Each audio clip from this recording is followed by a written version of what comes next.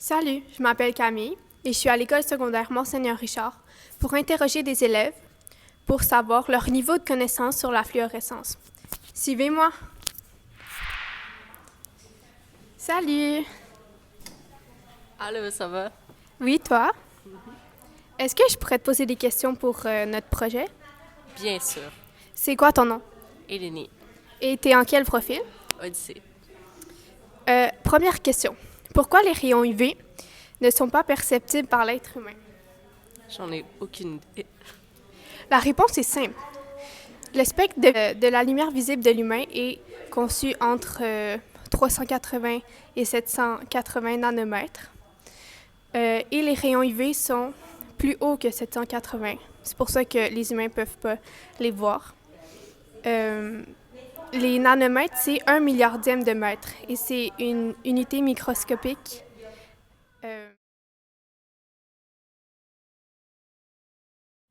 Alors, ma deuxième question, c'est est-ce que tu sais c'est quoi la fluorescence? C'est quand ça fait de la lumière, je pense.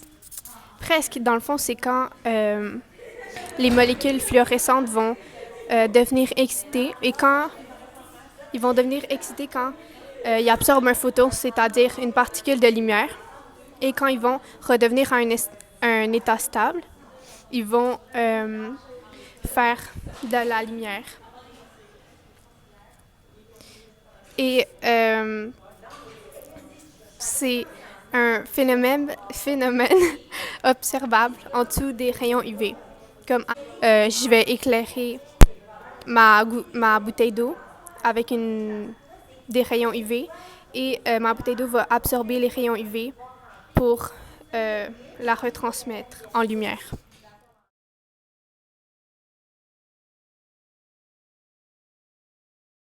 Allô, c'est quoi ton nom? Mélaz. Tu es dans quel profil? Odyssée.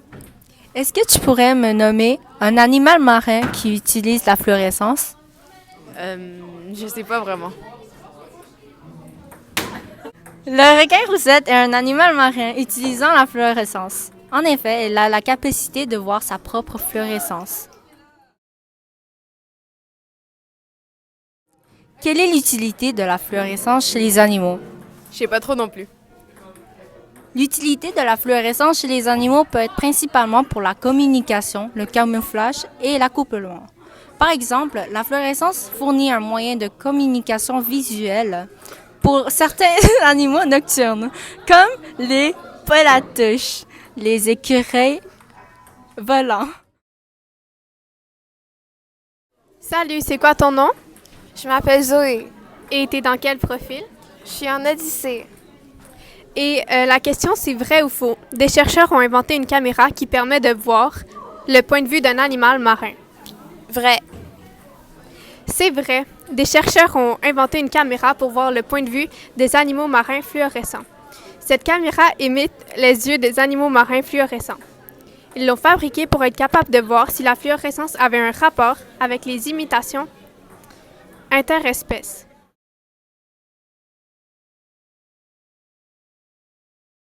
Penses-tu que les lucioles font de la fluorescence? Oui. En fait, non. Contrairement à ce qu'on pense, les lucioles font de la bioluminescence.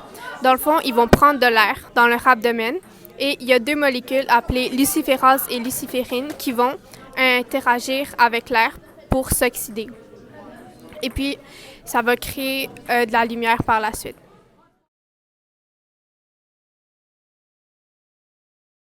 Allô, c'est quoi ton nom? Mathilde.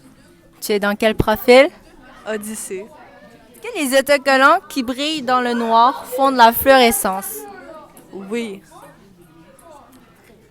Non, ils font de la phosphorescence, un phénomène souvent confondu avec la fluorescence. Contrairement à la fluorescence qui émet sa lumière instantanément sous les rayons UV, la phosphorescence émet la lumière plus lentement, c'est-à-dire elle peut rester illuminée dans le noir après avoir été éclairée par une source de lumière.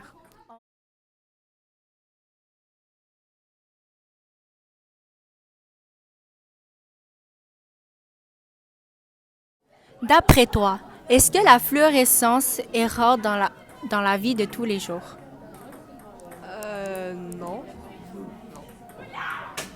Effectivement, non. En effet, la fluorescence elle-même n'est pas rare. Ce phénomène est partout, comme dans votre souligneur, votre détergent et même vos épices comme la poudre de curcuma. Fait aussi l'utilisation de la fluorescence pour identifier les molécules et détecter la saleté dans l'eau dans les laboratoires. Après avoir interrogé plusieurs élèves de l'école Mont-Saint-Richard, nous sommes arrivés à la conclusion que le sujet sur la fluorescence est très méconnu du public. Nous espérons que cette vidéo vous en a appris davantage sur ce sujet.